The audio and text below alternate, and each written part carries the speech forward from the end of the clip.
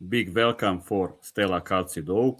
I must to say for you, Stella, that I was receiving a lot of messages and emails in the last few months and even before that a lot of people are respecting what we are doing at Game Changer, but a lot of female coaches ask me, but Hunor, where are the female coaches or magazine or coaching courses? Or, for example, this podcast, what we started with Mladen, the Basketball Insights. And for me, it's a great pleasure that we can welcome you. And you are our first female coach in our basketball podcast. And I hope that also I can encourage other female coaches also, because I also was inviting some really good female coaches. Just maybe they were a little shy. So I hope that after this podcast, they will accepting more easier our invitation. Well, Stella, we will starting first about your playing career, what is a very long, successful career. After we will talking about your coaching career, what is again incredible, how many trophies you was winning on a short time. And after we will little talking about differences between women and men basketball, we will touching different topics. Stella, let's start with that why you started to play basketball, who was influencing you, do you had a very good PE teacher or some very good coaches, and how was your playing career first in Greece? I think you started in Iraklis and then you was changing several Greek clubs as well. Stella, the word is yours. Well, thank you very much. Please allow me to start by saying thank you a lot for your invitation. It's a really big pleasure and honor to be with you guys, both of you. It's great to have the chance, as a female coach, as a former professional player and current professional coach to, have the chance to talk about basketball, because for me, basketball is the same. Either you are coaching men or either you are coaching women, the game is still the same. Of course, there are some difference because of the sex, but it's, like everything else is the same. The love that you have for the game, either you play it or you coach it, it's still the same. So, yeah, about my coaching, my playing career. Yeah, it started, like as a kid, I was really into sports in general, until this day that I catch the basketball, and I was like, okay, this is it. This is what I love to do. So I started on a young age. I was 9 years old in my hometown. I started playing on the first league. Actually, it was another team. It was Megas Alexandros was the team in Thessaloniki. Then I went to Iraklis. And there was a time that I had to make the jump and come to Athens. In age, I was 19. And, at this moment, there was, let's say, big adversity between Thessaloniki, my hometown, and Athens. So it wasn't really easy for young kids to come to Athens and find, like a really important role on a team. But thanks God, I was talented. So I came here, and it was nothing than easy, I can say. I watched some of your podcasts, and I heard Mladen talking about, like experiences with coaches. And I was like, yeah, at this moment, it was also the same. I remember, like I played my first game in this team in Athens when I first came in Athens. I was the youngest one in the team. And I had a good game. Like I scored a lot, it was a great game. And next day, the coach was like, okay, Kaltsidou, you go and you run up and down all the stairs for the whole practice. He was the kind of coach that if you would ask why, or if you would ask any question, it would be double or triple. So I was like, okay. So for 2 hours and a half, I was like going up and down the stairs. And at the end of the practice, he was like, do you know why? I was like, no. He was like, just so you know that just because you had a good game, don't be a big head, like stay humble. I was like, okay. So, yeah, I mean, like at this time, it was this kind of coaching, and coaches were like the most efficient. Let's say it was tough. It was everything about discipline. But, I think it helped us because at the end of the day, all this generation was all about, like how the team will play, what you have to do for the team. We didn't care about personal performance. We would care only if the team was, like effective and winning. So yeah, it was a really interesting process. Then like I went to another team in Athens where I stayed for a lot of years. I would play on the national team, and on 2004, where it was a time where the Olympic Games happened in Athens, I was really, really disappointed because I was cut from the national team, and the situation was a little bit weird, in my opinion, at that moment. So I was really disappointed with basketball. I was like, damn, I need to find something else to do. Yeah, later on, I went back to the national team and I met two coaches, George Dikeoulakos, who is also my coaching mentor, and Kostas Misas. They were these coaches at that moment. And they had seen something in me that they were like, you can do so many things, but not in Greece. You need to go abroad and play. And they made me really believe it. So it was the time that I really started working hard. Like, I hired a personal trainer, a personal basketball coach, and I would be all day, morning and evening, to the gym, working out, because I put a goal ahead of me. And I was like, okay, I will go abroad and I will stay there, and I want to be the best small forward, best European small forward ever. And so yeah, it happened. I get the chance to go to Bourges in France, and I stayed there for a long time. And I feel like, I became the best player I could be. Of course, there was a lot of ups and downs. I had 2 years in a row ACL. I broke the one ACL. I came back, and exactly 1 year from the first one, I broke the other one. So, like all this process actually taught me a lot of things. Like I really believe, I'm a really strong believer on you can find something good from everything that happens to you. So it really helped me to get a different approach, appreciate, work harder during the period of the recovery. And yeah, I'm really grateful because I really had the chance to play in great teams, to win a lot of championships, cups. I was always on teams that, like they were fighting for titles. And I came back to Greece for 2 years again to play. Then I left, and my last season was in Polkowice in Poland, where I really believe it was the best season of my career. Like, so interesting. I had a great time. I played the best basketball. And, like it was the time that I really started thinking that, okay, maybe it's the time to start thinking about retiring, because I could feel like my body couldn't stand on the level that I wanted. Like I could practice only once per day because my knees I was struggling. And for me, it was like basketball is either I play on the highest level on EuroLeague or I don't play at all. So I wanted to give my best, and I was feeling that I couldn't give my best anymore in order, like of keeping my body in a situation where I will be able to live a normal life also after basketball. And it was the time also that I started thinking about coaching. So yeah, I decided and I retired after the season. I was like, thank God I retired, because then COVID happened and everything stopped.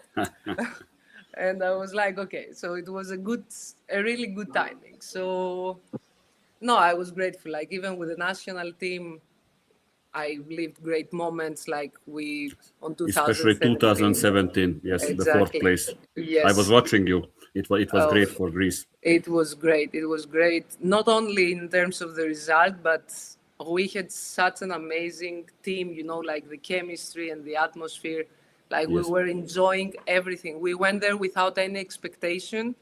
And since day one, we're like, okay, let's go there and let's have fun, let's enjoy, let's try our best. And, we will see day by day.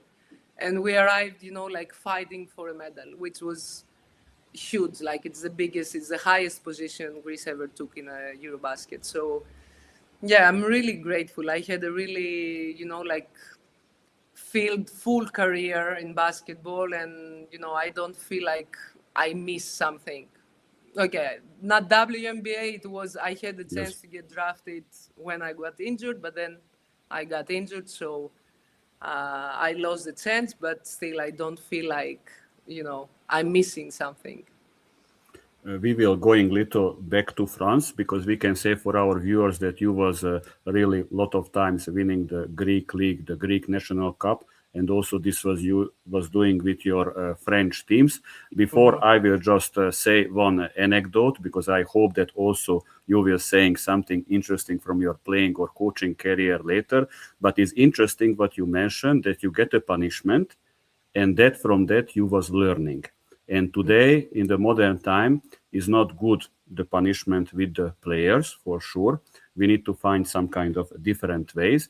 And I would love to say one anecdote, and this is what you said that was helping on your career, and this was helping for these players also.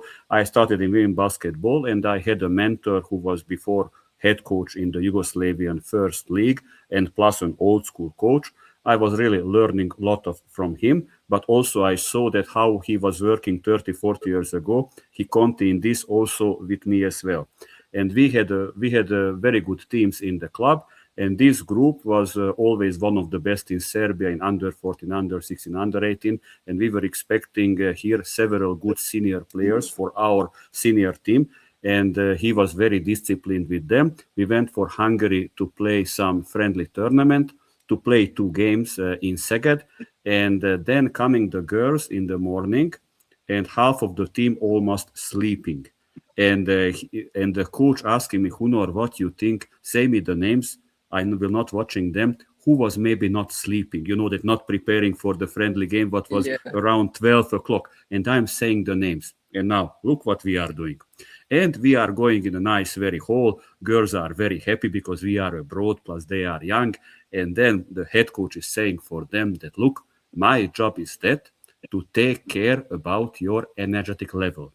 Now I get information back that I am not holding for you enough strong trainings because you are full of energy. That I saw in the breakfast. And now, because you need to understand that I need more to push you, your energetic level, that is and you. You are not doing the warm up. 5, 6 players doing the warm up. And what you said, you 5, 6, you are going on the stairs, and during the 50 minutes warm up, you are just running up and down, up and down, up and down. These girls were laughing, and sometimes they stopped. And my mentor is saying, no, not to stop. 15 minutes up and down. And do you know who was the starting 5? Those girls. So imagine that 50 minutes up and down and started, and it's a big punishment. But because these girls were staying with us 7, 8 years, I can say for you, we never had with them any problem.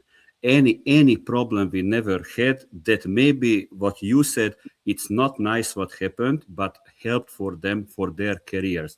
And that is why I wanted this to say, because we are living in modern time, but also we should sometimes need to think that we also need to help our players, and maybe we can't help on the best way for our players, just on the best nicest way. And I said for you, Stella, let's touch France, because you said like in Athens it was little hard for you, you was need to adapt. And now say for our viewers, and let's say for our players, how was for yourself to play in abroad? How you was adapting for the French basketball? Because maybe you had different kind of types of coaches. And also last time we had a guest, Bešović, and he was also saying how he was going from Serbia to Belgium. It was very interesting for him that he was feeling more as a pro basketball player. So how you was feeling yourself in France, and what you was needed maybe to change at your attitude, at your mentality, or maybe what you loved more or less in France than in Greece? Yeah. So yeah, when I first went to France, it was the first time like leaving country and go to play abroad. Well, first of all, I was really, really stressed because everything was unknown. I didn't know what to expect, how it would be. So, everything would be so new that I was really, like stressed about what I will say. But yeah, once I arrived there, I really loved the way, like everything was like in the highest professional level, something that I hadn't experienced before. Like everything was there for us. The only thing we had to do was go there, practice, play the games. Everything else was like set for us. So it was great thing because we didn't need to worry about anything. But basketball wise, like French basketball was really different from our culture. It was more like for friends, everything was like in a box. Like there was everything had to be in under a structure, which for me was I was struggling with it because like in Greece, like in Serbia, we like we grow by playing outside, so we try to understand the game and understand how to react on everything that happens, like making decisions and stuff. In France, it wasn't the same. It was much, much more physical, which was also something I was struggling. And I realized that, okay, I really need to work on my body to become stronger, to become faster, because I need to be able to handle this physicality in the league. So, like I saw things that I need to improve in order to be able to be more competitive and more efficient. And it took me like the first year, it was bad for me. Like I wasn't playing good. It was really hard to adjust. I had a coach at the time, like I talked a lot with him, and he was like, "Look, I know that a lot of times you might be able to see one or two actions ahead, but you need to adjust here." So he really helped me because he gave me the time, like to figure it out. He let me do my mistakes, like and just give me the time on court to find the best way to adapt and adjust inside the game. After the first year, the second year, okay, was better because I knew, like what to expect, how to play, how was the league. I started to learn the players. So it was even more interesting for me because it was the time where I started. It was that time actually that I started to do my own scouting as a player. Like we had a great point guard at this moment, Celine Dumerc. We were teammates, and she really helped me on, like how to do the scouting. So I started to watch players, watch games, and I was really ready every time I would go on the game. I knew, except the team scouting, I knew what to do. I knew how, to beat them, how to defend them, like where I can find some empty space. So, I really started to develop also the scouting as a player that would really help me to make one step higher.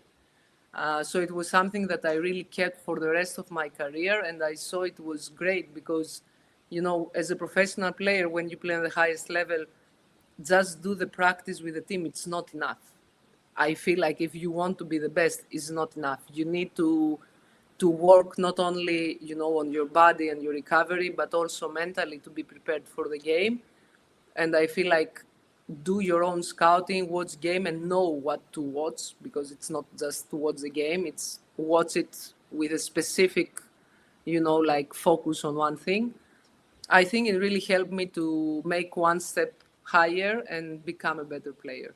So yeah, I loved it in France. I loved it. I stayed 7 years. I think the league is super competitive, super athletic. I feel like it improves, like tactically also year after year. For me, it's one of the best leagues in Europe. And let's say that you was working with good coaches in your playing career, and later we are talking also about your coaching career, because you mentioned George, for example, at the Slovenian national team. So he is really an unbelievable good coach, and I will ask you little about it.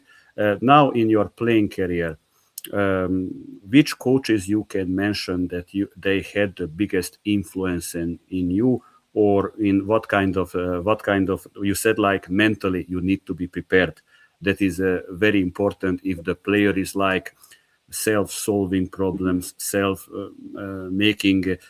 preparing herself for the game, and to be really tough mentally. So which coaches had the biggest influence to you in your playing career? I will say definitely the duo I said before, George and Kostas Misas, Coach Misas, who was the head coach at the moment of the national team, because it was them who really made me believe that I can really do something good in basketball. Like they really opened for me like a way and a path that I couldn't see at that moment. And they of course like gave me also the chance to show myself through the national team, and gave me, you know, like all the tools, and show me actually the way that I have to go in order to become like the best player I could be. So I would definitely put them like top on the list. And then, like when I went to France, my first years, we had Pierre Vincent, who was also like at that moment coach of the national team in France, who also like helped me a lot. I learned it was a completely different approach as a coach, like from what we said before.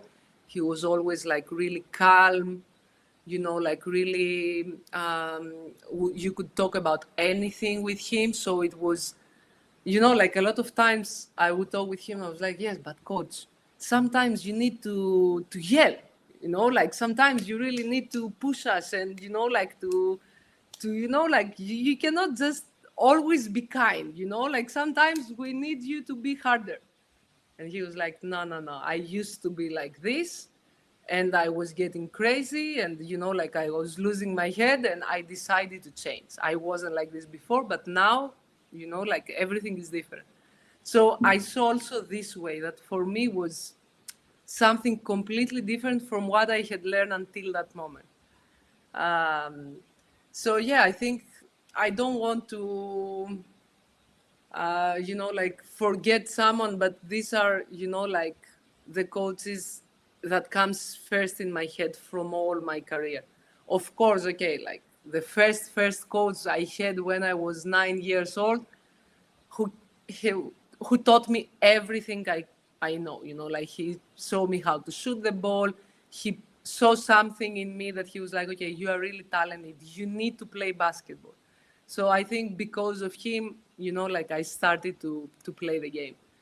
So yeah, I think these guys would be the best for me.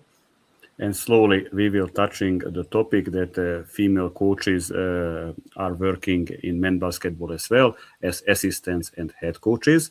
And we can say for our viewers, and that I would love also to know how you started immediately in men basketball in Maroussi to be as an assistant coach. And I would love to know that as an assistant coach in Maroussi, what was your responsibilities? So yeah, so when I finished, I retired. Yeah, at the end of 2019 season. Yeah, so I was looking, you know, like to see where I can get a job in coaching, and for me at that moment was I I was really looking for men's teams, but I was looking also in terms of, you know, I just want to, because I wasn't experienced, just to get in a staff and see, you know, like how I can learn and how I can adjust, you know, like I wasn't really looking for a job in terms of financially, you know, like. So I knew one of the players in Maroussi's team, and I talked with him, and he was like, you know what? We are looking for an assistant. Let me talk with the club and see, you know, like what we can do. I was like, okay. So he did. He talked with the club, and the club called me, and they were like, okay, look, we are looking for an assistant. What do you think? I was like, yeah, of course. You know, like I was really surprised because I didn't expect it at all. I was more expecting that maybe they would accept to go there as a volunteer, you know, like just to be there and watch and help if there was anything to do. But no, like I was there as an assistant coach. I had scouting responsibilities and and players development responsibility. So I would be there, like every morning, work out individually with the players, like really early in the morning, because then we would have the morning practice with the team. And I had parts of scouting, which would be mostly post-game videos. It was great for me, because first of all, I jumped directly. I stayed on the basketball world, like directly after I stopped playing. So it was really good for me to not, this is how I was feeling at the moment, to not have, like a big gap, feeling this emptiness that every player, when they stop, they feel. And it was great experience also because the level of the team was very good. The head coach was like really giving us space, like even to talk during the practice, to do our stuff. Like he was really, really open to anything we would tell him. And it was also great with the guys because like a lot of times I said, it's like I never felt like a different approach from the players to me than to the other men assistant coaches. I don't know if it has to do also with the fact that a lot of them knew me also as a player. So they knew who I was, what I have done in my career, and, the respect was already there. But we had a great cooperation, like they would come to ask for practice, to ask for feedback, anything I would tell them during the practice or after, like to talk about. It was great. Honestly, it was like amazing experience. I loved it. And how is going your career later? Because now we can say that even with London Lions, you are winning later the league, the cup, the EuroCup. Now with, I think also with Athinaikos, you did really unbelievable job. So winning the league, winning the cup. So little, please speak about nowadays, how was going your coaching career? It was, there was a moment after Maroussi, I went to another women's team as a head coach, and then I went to Olympiacos women's team as an assistant coach. And when I decided to leave from Olympiacos, there was a moment that I didn't know yet what I'm going to do. So, like I was just home waiting to see. And during February, London Lions arrived, like the offer from there. So it was like, okay. So I went there, finished the season with winning all the titles already. And then for the next season, the plan was to make a really good team, really strong team, to try to compete in EuroLeague. We would play qualifications for EuroLeague. And I really loved the challenge because also like I had played together with Temi Fakbenle, who is the best British basketball player. So, like I knew that I had the chances to make an amazing team because also I knew the players personally. So we really put a great team together. And, like we started, didn't qualify for EuroLeague. It was really like a tough start, a tough way to start the season. But, like the pieces of the puzzle stuck together great. And, like the chemistry of this team and how everything was, like put in place together, everything worked great. It wasn't easy at the beginning, like it was, we had like a moment that maybe because also I was a new head coach, let's say, there was a moment that I felt that the boundaries were not clear. And there was a moment, that when you don't set the boundaries, things starts to mess up. And if things start to mess up, everything will get, like affected. So there was a moment, like a crucial moment where I was like, okay, I really need to do something about it and, like bring everybody together, but I had to do it on the tough way. So respectfully, but on the hard way. So it happened, and honestly, like, because I really believe that everybody involved in this team was a really good, they were good people. Everybody got together then, like, and we went on the same boat, and it worked out perfectly, because then it was all about us and what we do as a team, to be able to be the best team that we could be, and see game by game where we can go. Nobody said at the beginning of the season we are going to win the EuroCup. We're like, okay, let's build it and let's see what is our, like, where is our Yes. top, where is our roof. And the more we would go, the better we would become, the more fun we had together. And, like, honestly, guys, it was a season, I don't know, maybe I yelled in the practice the whole season 3 times. That was it. They didn't give me any reason to do it. Like, we could work very hard and we could have fun at the same time. For me, that's the ideal environment.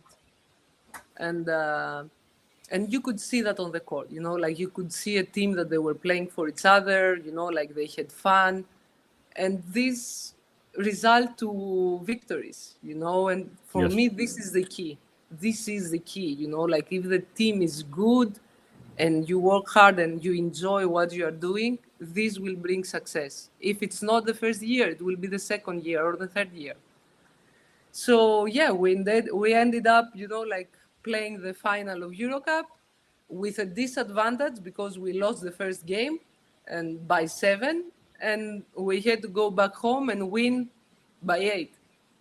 And it happened, like, it happened. The girls were so, like, committed to it. They were so determined to do it, and they did. So we ended up winning everything in the season, and it was a great season. Sad because the team had to, like, broke down. They disappeared the next season, but it was amazing.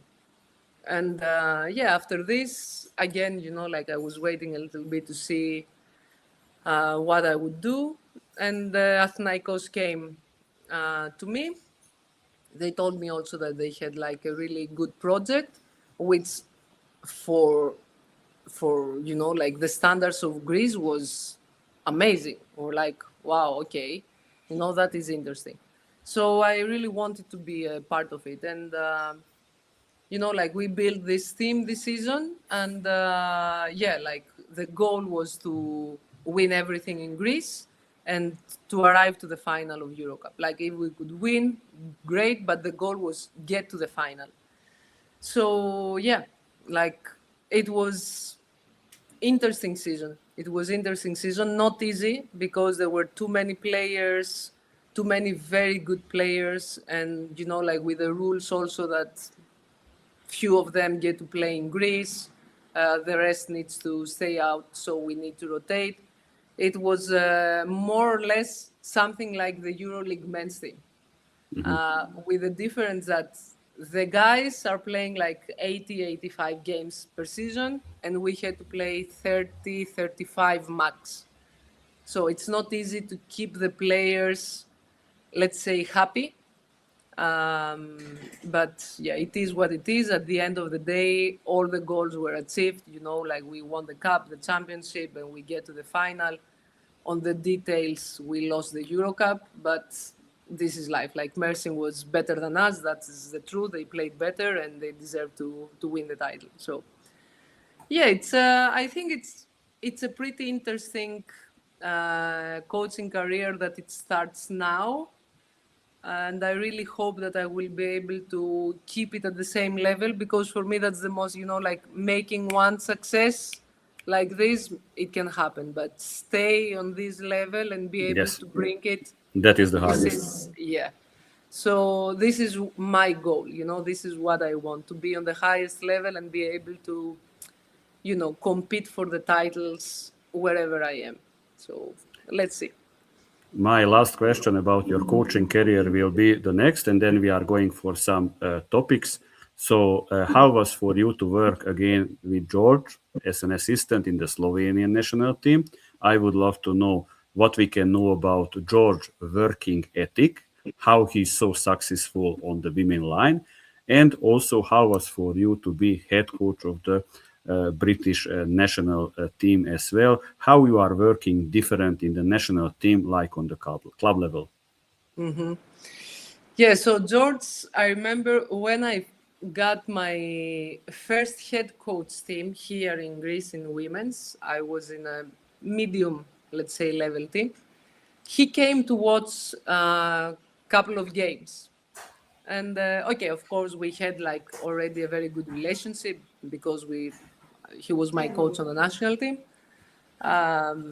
So yeah, he came, he watched me, and he was like, "Okay, look, I think you need to take care of these 2, 3 things. Try to search this, like he gave me some tips." And one day he calls me and he's like, "Okay, listen, I will go as a head coach to the Slovenian women national team. Do you want to come with me as an assistant?" I was like, "Of course, like there is no question. I mean." So like I was after him all day. I would ask all the questions that you can imagine. Like there was not one thing that I wouldn't ask. I would like, why did you say this? Why did you handle this way? Why do we have to do this like that? How do you practice make the practice plans?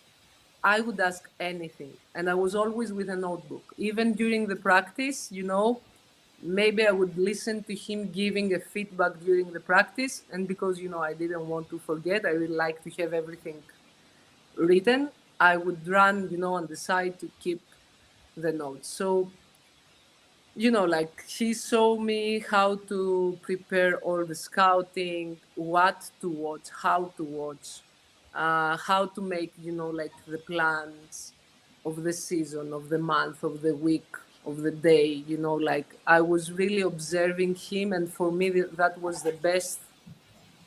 This is the part where I learned the most, by observing him, like how he would talk to the players, his body language, when he would increase the intensity of his voice, or like the practice, and when he would go more like on encouraging, how he would act during games, like. And after games, a lot of times I would ask him, like, why did you take time out? Why you didn't take a time out? Like, why did you play this? Why did you play this? Why we don't change the defense? Like I really needed to know all the answers in order to understand his way of thinking. And as I said, like for me, he's my mentor. Like since the day we started working and everything I have been until now, every time I would call him, like, and be like, okay, look, give me an advice. I'm struggling with this. What would you do? What should I do? But it's great because he never told me, you have to do that. Like, he really tells me things in order for me to figure it out myself. And I remember even, like when we were playing the semi-finals of EuroCup when I was in London, we played against Venice, that he played like against them a million times. So I would, like call him and be like, okay, I see that this is what they do, how I can, like deal with that. And then I would ask him for Besiktas when we played, like after the first game, I was like, okay, please watch the game and tell me what do you think. He didn't answer to me. I was looking for him, I was like, okay, come on, answer to me. He was like, I can't, I'm really busy, sorry. After the end of the second game, we won EuroCup. He would call me and be like, okay, I really didn't want to talk to you because I think the game was great. You approached the game perfect. I didn't want to, like give you something different. I knew that you could figure it out. So that's why I didn't answer to you. I was like, and he was like, and this is how you will grow also. Like you need to figure it out. So I really appreciate it. And yeah, I think he's really successful because he's obsessed. And this is also something that I like because this is how I feel. I'm obsessed with basketball. Like, I would, everything, everywhere I am, I might think about something that has to do with basketball. Everything I see, I will connect it with it. And I think that if you are not obsessed, you cannot succeed on the highest level. I think you know it even better than me. So yes, he's obsessed. He's every detail needs to be perfect, you know, like, and I learned this also from him, and I am like this as well, like in everything, like the smallest detail that someone might think, come on, like that's so small. Yeah, but it matters. Everything matters. So yeah, it's yeah, he's a really interesting. He's a great coach to be around. He has a lot of things to teach.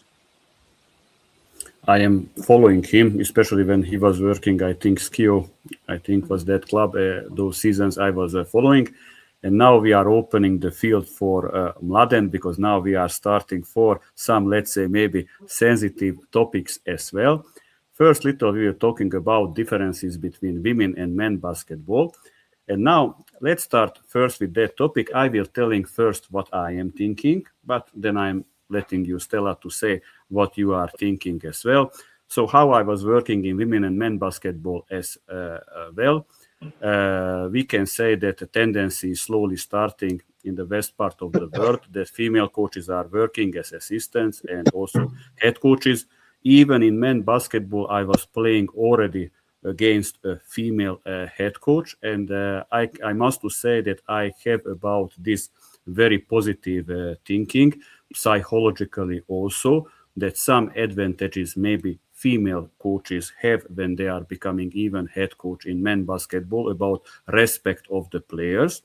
And but let's talk about it. Why still, for example, not so much female coaches working as head coaches, as assistant coaches in men basketball, and also a lot of men coaches are working in women basketball.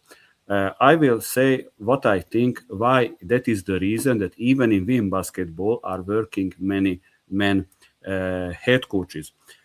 My idea is this about it. So first of all, there is very big physical difference between female body and man body, because men's are much stronger. This is more dynamic sport. We can teach also even more finishes, maybe more attractive finishes for men players.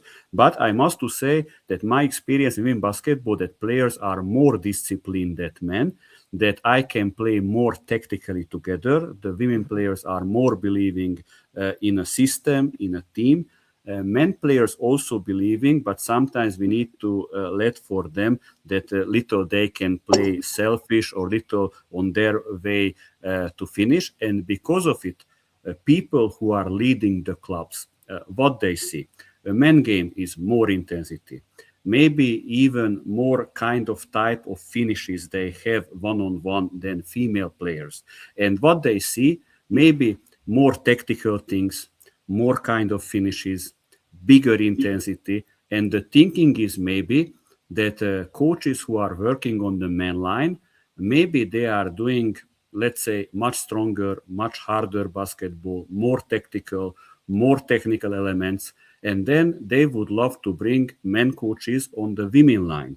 That is the thinking, that maybe those coaches know more, or let's say have a much better experience that people who are working just on the women line, and usually female coaches at the moment are working more on the women line than the men line.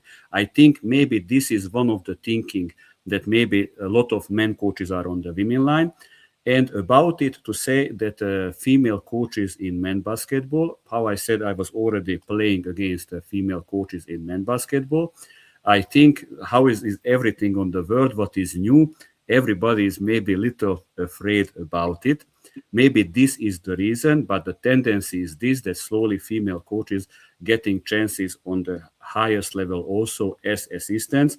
And I am waiting very much when will be a female head coach on a higher level, because how I was listening you, I think you are a great prototype for this, because you was a pro player and even your nose is not up that I was a pro player and I know everything, that you want to study basketball, that you was interested about immediately to work in Maroussi, just to see how things are going. And I think you are maybe a great prototype for men basketball, because I can feel also how you are talking. And just to mention also for our viewers, what I think, who I would love to see once in men basketball, that is our Marina Maljkovic from Serbia, because she is doing great job, and her energy, her approach, I can imagine that this is in men basketball would be great. Now, I said what I am thinking. Now, Stella, you are coming, you as a female, how you see this topic, what I now opened for everybody. It's not Mladen first. We let him there waiting. Or Mladen, but Mladen, let's be provocative. So you not need to be late. Yeah, maybe after you, maybe after my opinion, it's going to be banned. Our podcast maybe going to be banned. Okay, I'm joking, of course. Okay, now I think the best explanation about difference between male and female basketball, like Hunor said, okay, it's physicality, of course, but female basketball is pure basketball. What that means? The way your players, female players, are playing is the stamp of the coach, is actually directly knowledge or unknowledge of the coach. So you cannot cheat in female basketball. You can see does your players know some kind of basketball skill or they doesn't know. In male basketball, you can hide it by physicality. What that means? That means that if you are not good coach, you can physically change or upgrade a way that your team gonna play, because let's say you don't know why are you doing something. For example, we are now with us, there are so many different kind of coaches and different kind of type that working in basketball and have the chance to be, let's say, in top level, even though the most of them don't deserve that kind of thing. Stella is I was really listening to Stella for these 40 minutes really, and her career is impressive very much, and of course that she is maybe the best prototype to stay and to be very successful in female basketball. Why? Because she understands, first of all, the game of basketball. She has amazing, let's say, passion for the basketball. She wants to learn, like Hunor, you say that she's not, walking with a high nose or wherever you can translate. So she's there for the players, and she knows the physicality and psychologically her players. You know what I mean? In male basketball, if she won or any kind of female want to be coach in male basketball, it's going to be a problem. It's going to be struggle. Why? Because you have 12 really so hyper high heads, with different kind of mentality, with different kind of approach of the game, different kind of respect of the females. You never know what kind of experience they have. So it's going to be mostly negative sparks, and that can, let's say, be a big remark negativity for female coach to be in male basketball. I'm not against that, let's be honest. I'm a kind of guy that if you are, for example, were very good, like Stella was in female basketball with a great basketball career as a player and now as a coach, and she has now a great resume to upgrade her level, then she can be, top EuroLeague coach in female basketball. In male basketball, I'm not sure about that. I'm not underestimating anybody. I'm just saying my opinion. Now, when I say about pure basketball, Stella was playing small forward. So that means that she's very good with ball handling. So that means that she's very good in shooting. So that means that she understands from different kind of angles basketball, and she is good in tactical moments. So that means that she's, let's say, make a big circle about basketball, and she knows everything. You have so many basketball players, even now in EuroLeague, male basketball, they don't understand the game. For example, they don't understand why you playing in the 35 seconds, the end of the game, why you want to have two offenses or 45 seconds, depends. So they don't know some, let's say, things that make big difference. Stella said that she going to detail us. She has a good, let's say, mentors that explain her why. So, and also very important, like she said, she need to change the way game how she actually is playing, because French league is much more physical than Greek league, And for me, it was weird why you have so many advisors that tell you now you need to go abroad.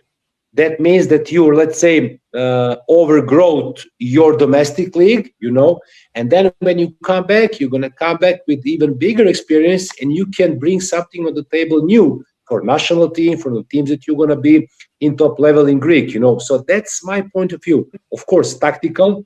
First, let's say, moment that a basketball coach, wherever, male or female, in female basketball team, he must be really great tactical, let's say, mentor, mentally ready for that. Second, of course, moment of physics, okay, because there's different body between male and female, And third, it's pure basketball. That means how you're going to approach and how you're going to prepare your team to play. You mentioned Maljkovic. I will be free to say that I disagree with that. I will not go to details why I'm saying this here, because we need like 2-3 hours more, and we don't have internet that much, it's going to be very bad. So I give my word to our guest, and to tell, explain us, are we false or are we make good conclusions? Yes, and Stella, that is great. Be open. You see also, like Mladen said, he's disagree about something, no problem. Our podcast is this, that we are everybody saying the viewpoint, and maybe viewers can learn something about our experience. Of course. No, it's great, because I don't think there is, right or wrong. It's really about, how everybody, sees something and what's his or her opinion about it. I really don't think, I'm not going to go against someone who would be like, no, I don't think that women should coach men.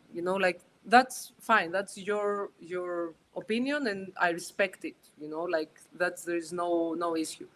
For me, it's like, of course, the biggest difference between men and women basketball, it's the physicality, and I can say that in terms of game, you see the difference because men are playing,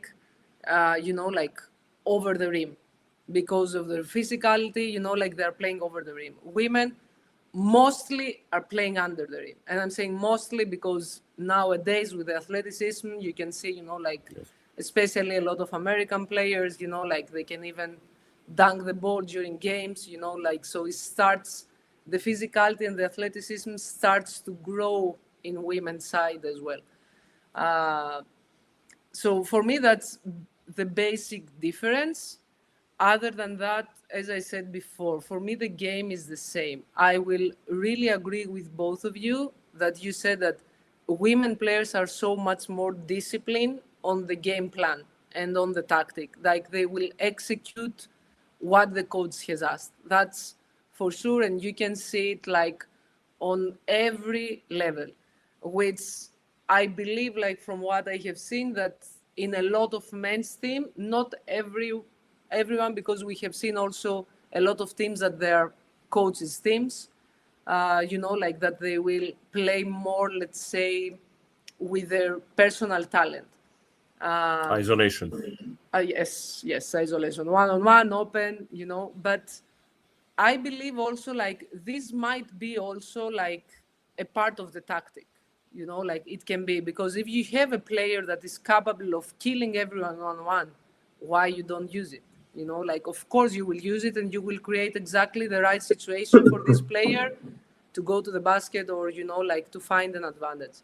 And it's the same for women. I believe this is something we don't see a lot of women, because until maybe a couple of years ago, 3 years ago, there weren't too many players capable of really creating a one-on-one situation by dribbling, and try to go to the rim. But now you see, because, all these influence from, how good you need to handle the ball and make 35 dribbles in order to get to the rim. So, a lot of players start working on it. And for me, the ideal situation is, can you get to the rim by 3 dribbles? Go. This is what, until now, I'm trying to, every time ask from my players, you got 3 dribbles. That's it. After this, you need to pass the ball. If you don't get anything in 3 dribbles, that means that you can't create advantage. So pass the ball to the next player. So, yeah, I think, it's, because... Okay, small thing, Stella. Can you just...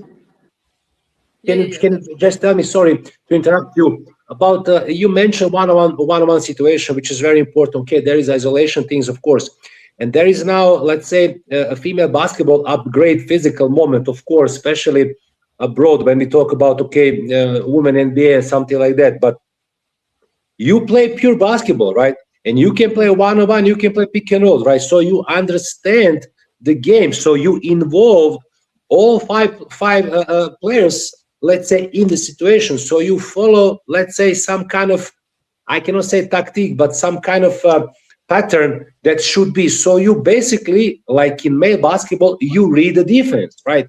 And then after reading defense, you actually create point or no. Depends how many times you make repetition during the practice, those kind of situations.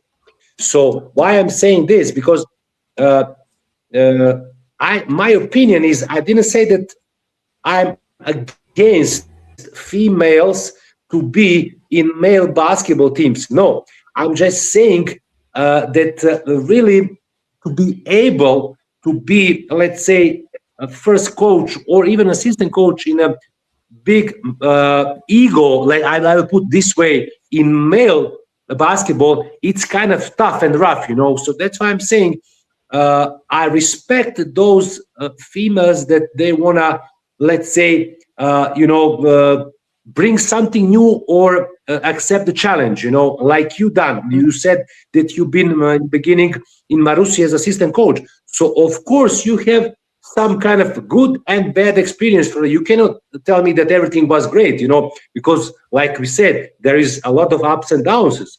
But from your rich experience, then you can choose the pattern, which way you're going to go. So that was my point. I agree. I think this is exactly what you said. This is exactly the biggest challenge. It's not about, for a female, go to a men's team and see if the tactical, the defensive or the offensive concept you will put is going to work. The biggest challenge is, can you convince the guys that you are the coach that will help them get better? And, make them approach you as the coach, not like the female coach, as the coach. Exactly. There is no difference between if you had him or her. They're still the coach. And I think, personally, I think that's also a struggle, not only for the players. I think this is also for the GMs or the president of the club who is going to decide to hire a female coach on his men's team. Because he will probably be afraid of, what my players are going to say, hire a woman. And, but for me, everything starts from the top. If the president's okay, hey guys, this is our coach, Stella or Marina, or I don't know, whoever. And, don't give to anyone the space to think that you can talk about the gender of the coach, Exactly. But then it's, you have to be so good to what you are doing to not give the players the right to doubt. Because the player, very well, we are always trying to find, the weak point and where we are going to challenge the coach. Always. Yeah, exactly. Female players, exactly. Male players, young players, everybody. And like you need to be ready to deal with it. It's the same with with women players. Like every time you go, they're challenging you every day about anything, and you need to be there, like ready to take the deal, to take the challenge, and like answer to it. But my small remark, as a coach, male or female, your players have to kind of be a little bit afraid of you, because that's the small thing, let's say small substance from the respect moment. You're gonna ask from them to give 120% of their abilities that day. If you give them confidence, of course, knowledge, authority, and of course kind of deep respect, that means that they must do their job. So in some level they must have a sense of fear and be a little bit afraid of you. So that means that you are the leader, you are the responsible person for the winning and losing the game. They want to see you as a guy or girl they're gonna follow in the tough moments, and they're gonna stay behind them, and that person gonna lead them to, let's say, new challenges. So that's why I'm saying just putting small things to compare the difference between. So if you, for example, now are coaching men basketball, you're gonna show them your basketball knowledge. They will find out. Of course, they want to tease you. They want to test you. They want to, like you said, they want to try to find shortcuts to, let's say, put your authority in a, let's say, a lower level.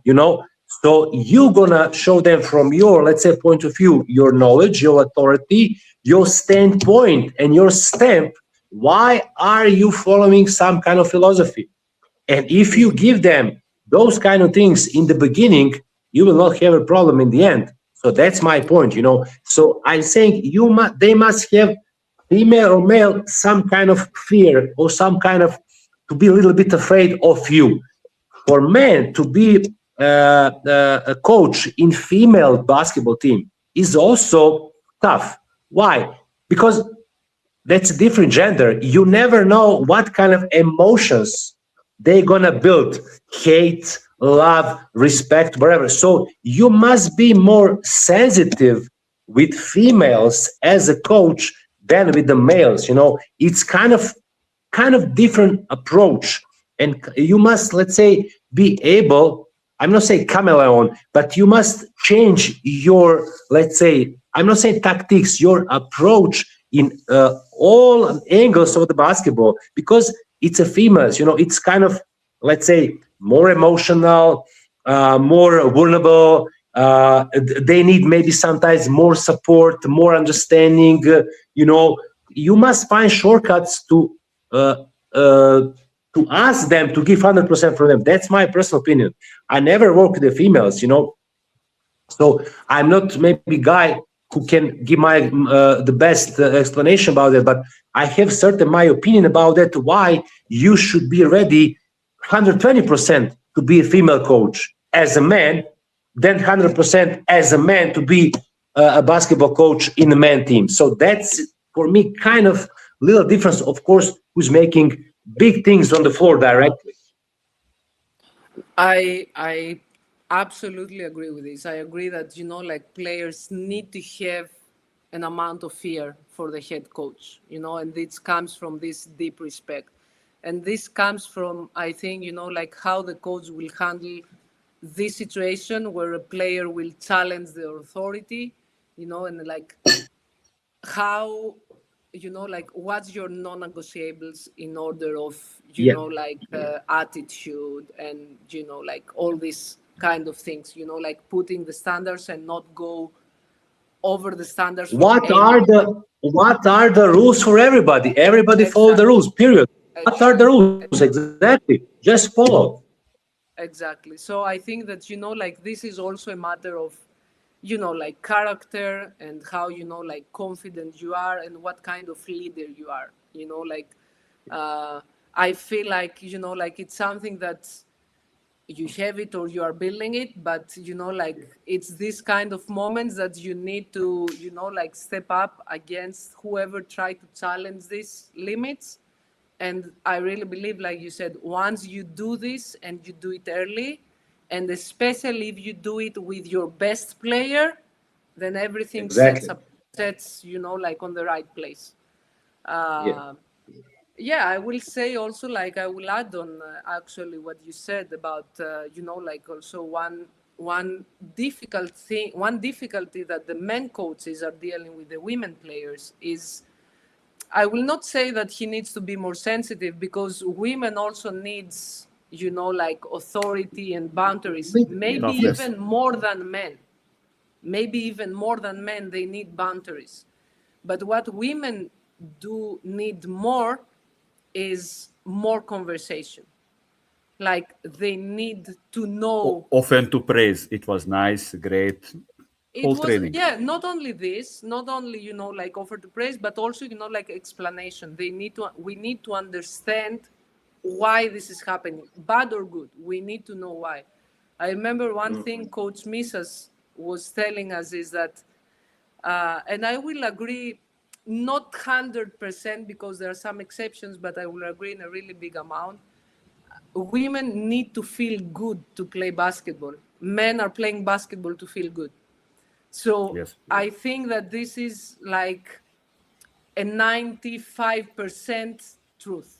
And I say this because also, like, I have seen players in the highest. I was also like this, you know, I would go to play basketball and everything else would go on the side, you know, like I didn't have this need of a coach coming and praise me. No, I was confident I would play.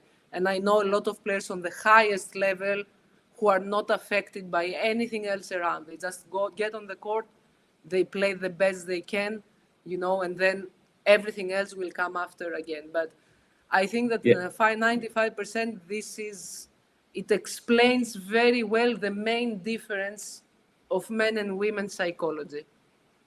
So also I think that this is also something you need to give to the guys, you know, like you need to see, like, for example, if a guy doesn't play good, you need to give him a little bit more of plays and actions to find his, you know, like his rhythm.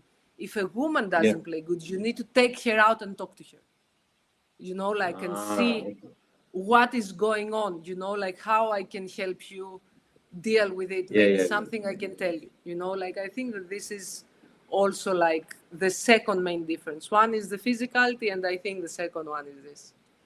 So yeah, but no, I will agree with what you said. It's definitely challenge. Personally, I love the challenge, you know, like I love the challenge. Like when I was working with the guys, like I didn't have to, like, nobody really tried to challenge me, but there was a moment that I had to yell to the guys, because I remember there was a morning practice and the coach didn't come. So it was just the assistant coaches, and I would run a part of the practice. And some of them, you know, like, it's natural. All the players, when the head coach is not there, they are more relaxed, more like, okay, let's have fun. Yeah, it's party time. Yeah, that's it. And, you know, like, I'm good. You want to have fun? Good. Have it. Work 100%, having fun, but work on 100%. Exactly. They weren't. So I was like, okay, like this is not acceptable. So I had to start yelling and start, you know, like explaining. Punish. Yeah, like, you know, like, what the fuck are you doing? Like, exactly. So it was there was like a situation, but I saw that everyone was like, okay, like, no.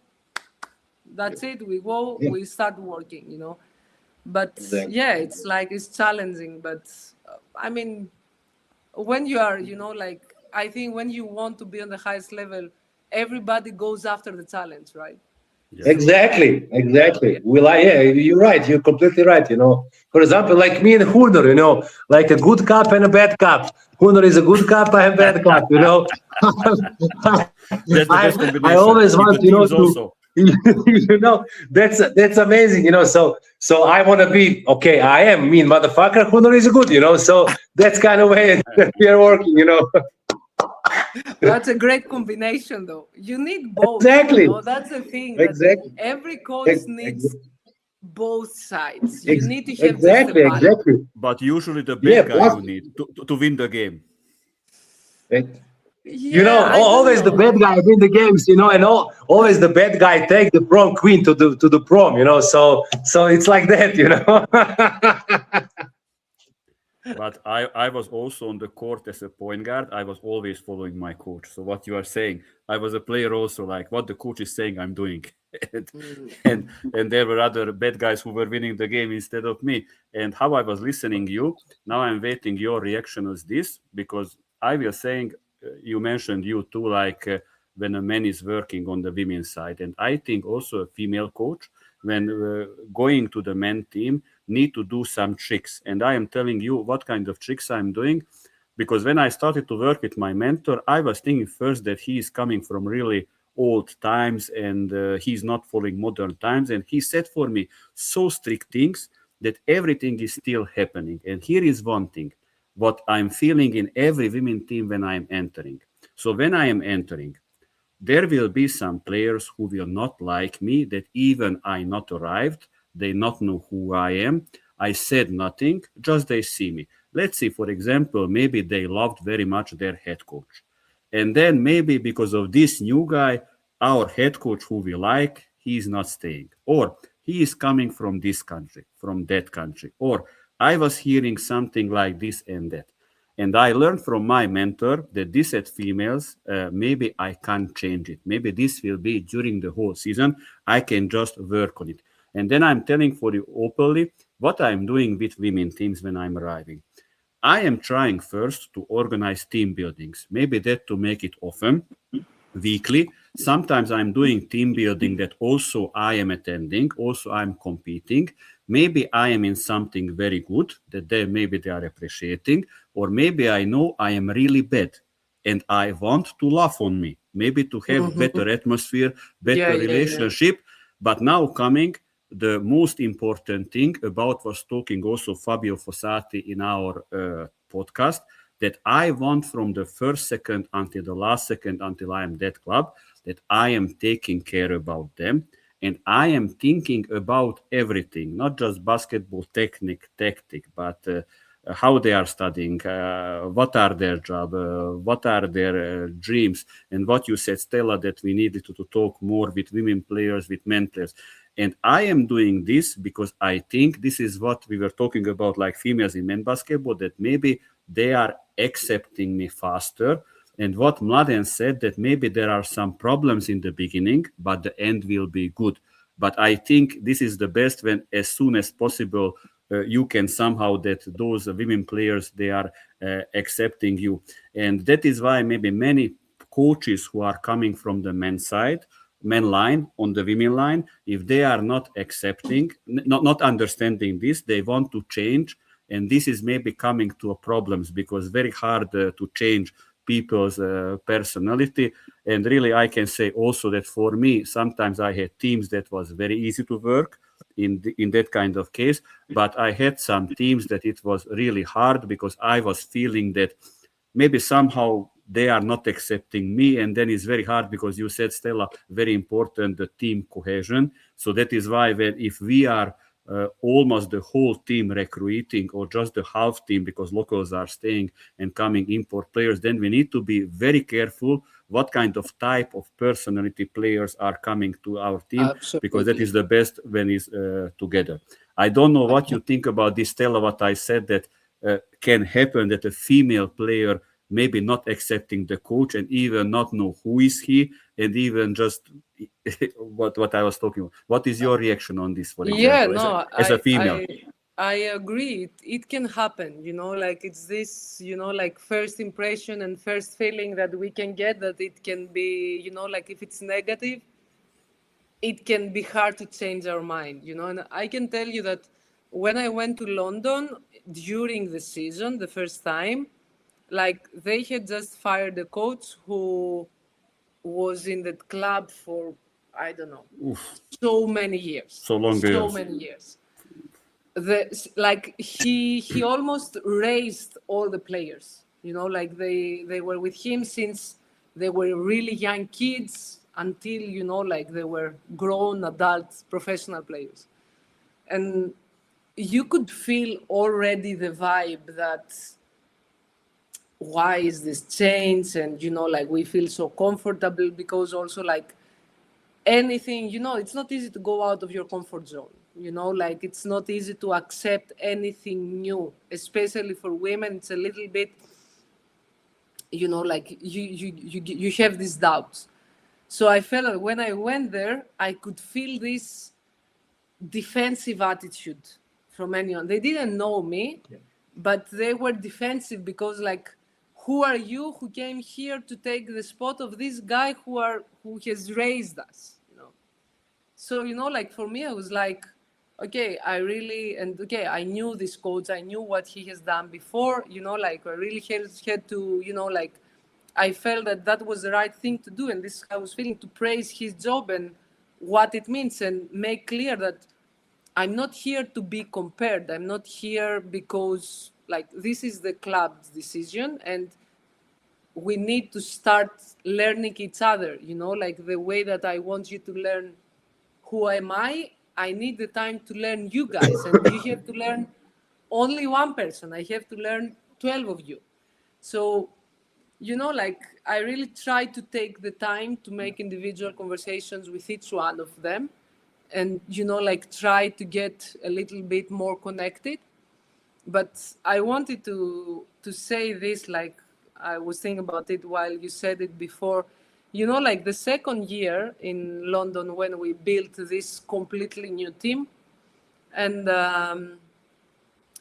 you know, like building a new team, like 10 new members, 11 new members, like it's really hard to, you know, like you need time to get to know each other.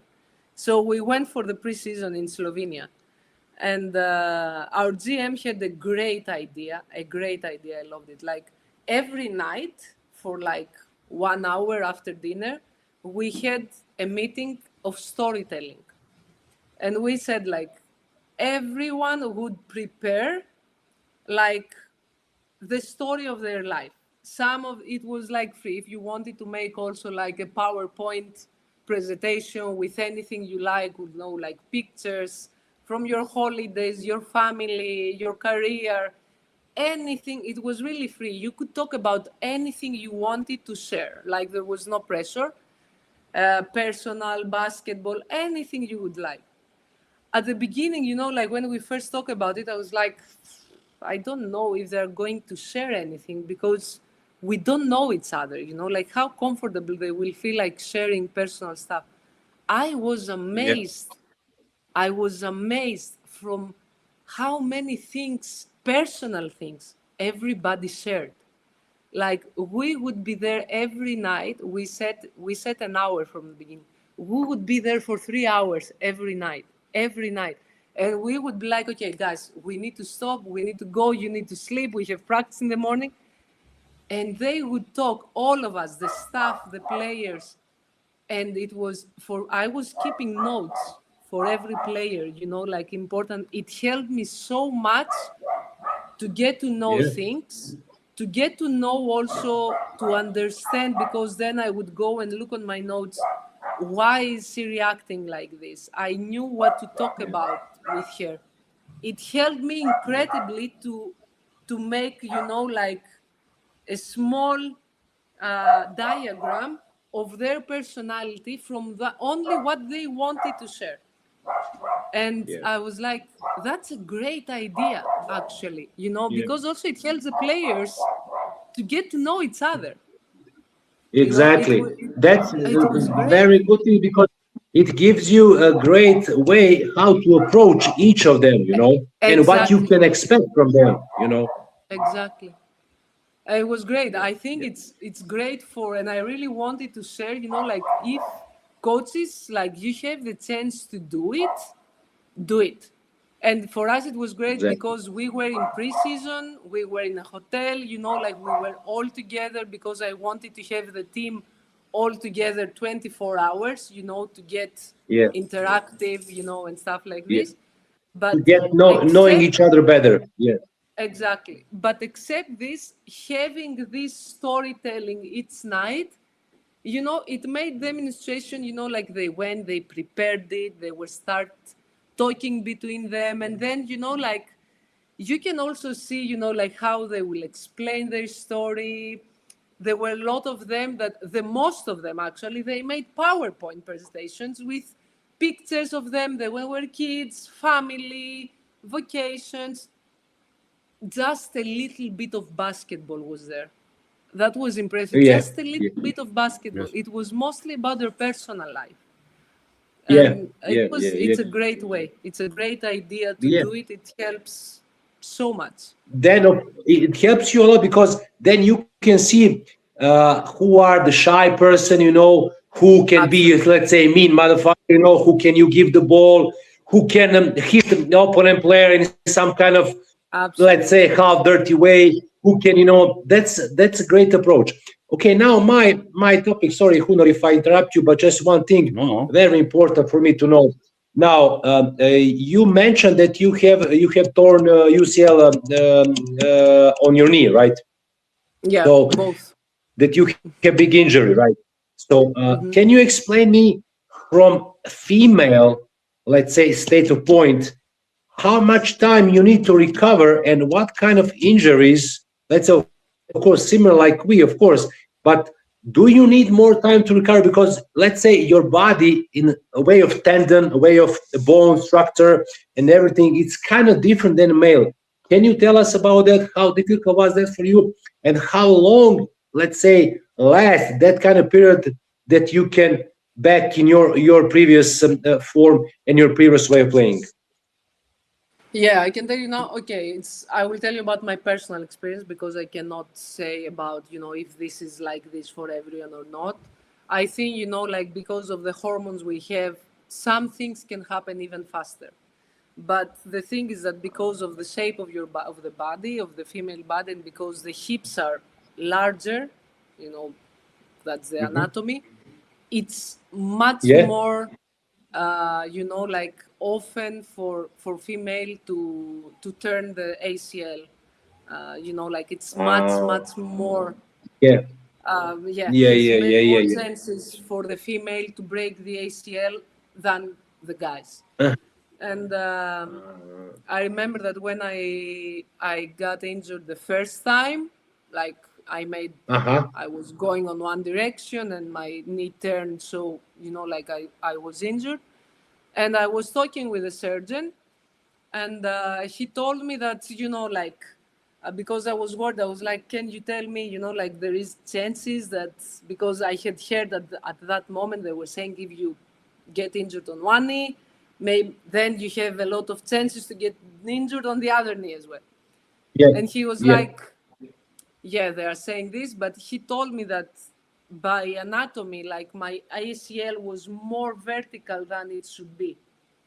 So he was like, you have chances, but this is because of anatomy. Like, don't worry, just do what you have to do. So the first one, it took me, I was playing 7 months and a half from the surgery. I came back to play 7 months and a half, maybe. Okay. Yeah. On the second one, because, I went back, I played for like 3-4 months. And then I was in a game, stride, stop, jump shot. And the moment that I'm on the air, bam, I hear a crack. I was like, fuck, not again. So, the second one, I was like, I will take a little bit more time to do things, to not do the same mistakes that I did on the first one. So I came back after 9 months, 10 months, something like this. But I feel like exactly. Yeah, it's a part of the basketball. It's a part of the career. Yeah, no, for sure.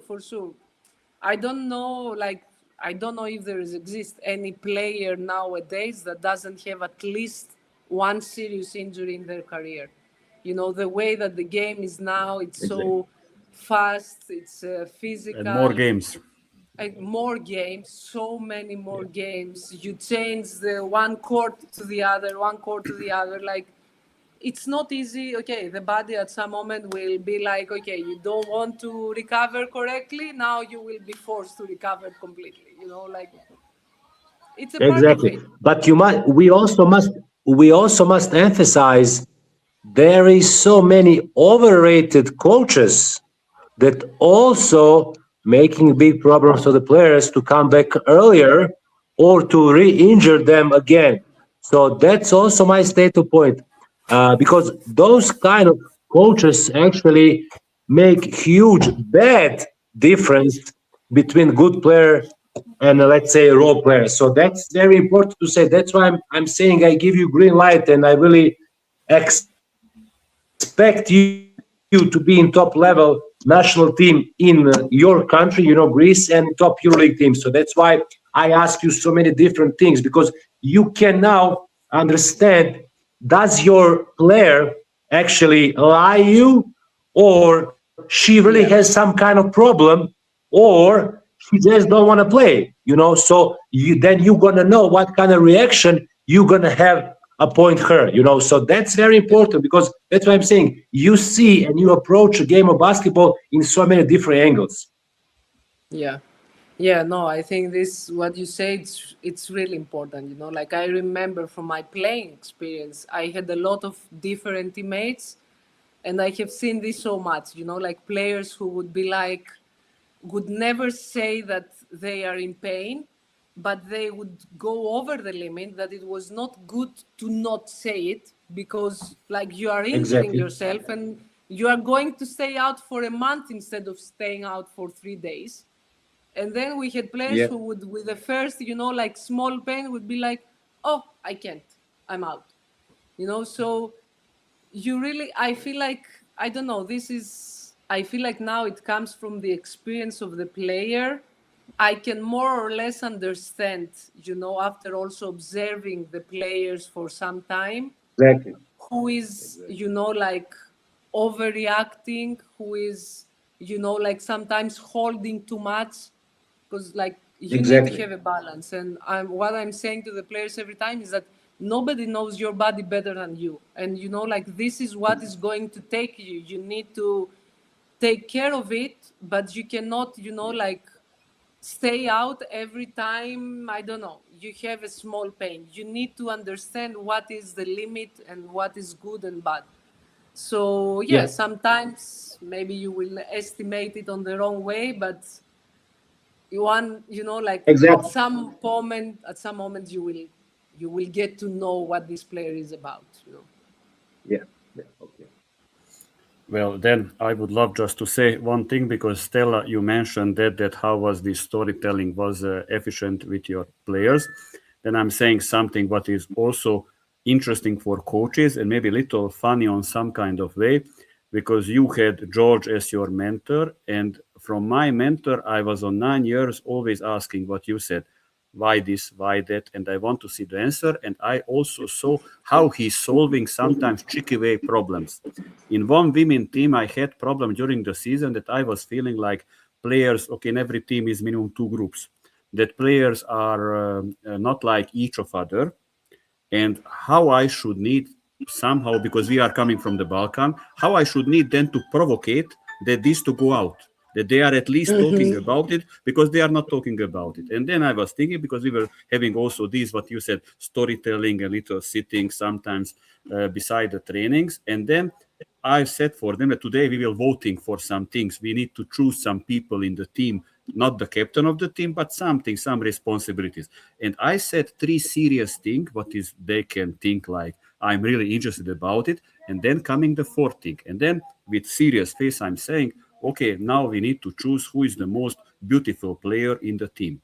And then everybody is just looking me, and they saying nothing. Okay, let's say you need to say one name and we are voting. Nobody is saying, okay, you are not looking so bad, I think you are favorite. And then I started to provoke it, and they are starting to fight that, no, I'm the most beautiful, no, I'm the most beautiful. And then I'm finding the most shyest youngest girl, and I'm saying, oh, you have a very cute face, you are my favorite, not you.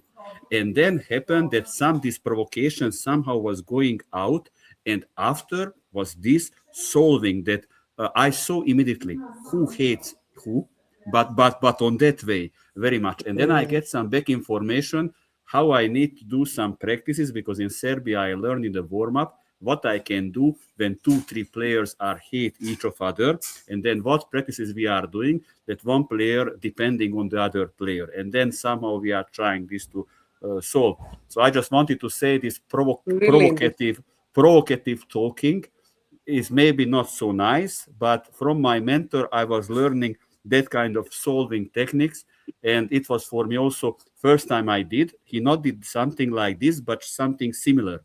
And then I was thinking like trainings are not enough. Here I need something to provocate the players that to go out. And sometimes I'm provocating when I'm feeling that there is a problem between them and me. And then I want to go out. And for that, I will answering also. I will not say which club, which country. We are playing the first league game. And from Serbia, I'm coming, what I'm doing when coming the opponent coach coming to me, and he's asking me sometimes, what is your expectation from the game? You are first time in this country. And I'm saying, I not have chance against you. We were just coming here just to play. Of course, we want always to win. This is just maybe some coach are becoming more. And do you know what happened? I didn't know. I'm never doing this next time. Or maybe I'm talking with my players. I didn't know that this head coach was good friend of my players. I didn't know. And he said this before the game for them. We were playing so bad. Next 3 games also we were playing very bad. I am feeling there is some kind of problem. And then what is happening? I am calling some kind of meeting with the committee because I'm feeling that something is happening. And then the girls said, the women players said that what is the problem? That they know this information and they are thinking the coach is not believing in us. So he's saying before the game that we not have chance, and we started with 3 lost games. And then that was one of my first country abroad. And then I was realized that I can't be like in Serbia in the Balkans. So I need to be careful. And now that kind of so big mistake that when I realized that I was needed 2-3 months to show for them, no, I care about you, but this is just a Balkan trick. So this is what you said that you was in France and other countries. So we need very much to be careful when we are working in a new country and people have a different mentality. And plus women players, I think when women players thinking that the coach is not believing in them, that is finished. Doesn't matter what is the result and what is the technique. Yeah, absolutely. Even though that you look like a Brad Pitt, your career is over, you know. In that team for sure. But yeah. I am very happy. This conversation was like coaching clinic. I'm really telling openly. I'm following a lot of things. I was never hearing this men basketball, women basketball. We are now talking about it. I never heard about it. So I hope that a lot of people will watching this episode. Also men coaches, also female coaches, because I think we said really interesting details and interesting conversations. Yeah. And in this topic, for sure, there is pro and contra. And we didn't touch everything. For sure. Yes. I don't know. Somebody wants to add something because I think I was asking everything from you, Stella. No, it was great. Honestly, I felt like really good, like to hear this conversation. It's great to also like listen different things already, like what we're talking for like almost 90 minutes. And I feel like I already learned things from you guys, and I'm really grateful for this. Thank you for we should need to learn from you. You are a EuroCup winner. I think, like learning never ends. It's great to get a chance to talk with people who has experience and knowledge to share.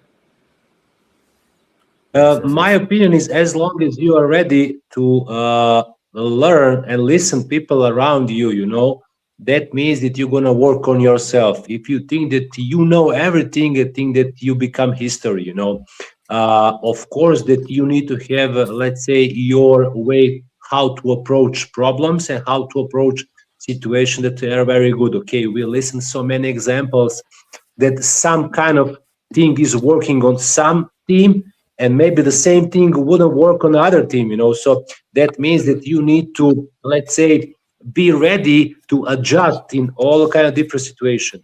We hear from you a lot of good things.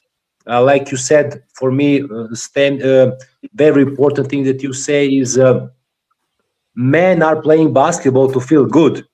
Women need to feel good to play basketball, so that is really kind of stay in my head, and I really want to think about it more because I read a lot different kind of literature.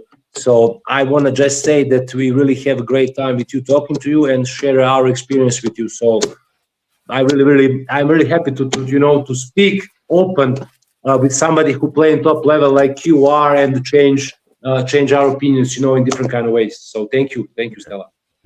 And personally, I am waiting to see you on the field with the men team. Soon. Let's hope. Let's see. All the best. All the best for everybody. Okay. All the best for the viewers. Also, I think it was a perfect episode. This was really very much educational. All the best for everybody. Ciao, ciao. Bye, bye. Bye, bye.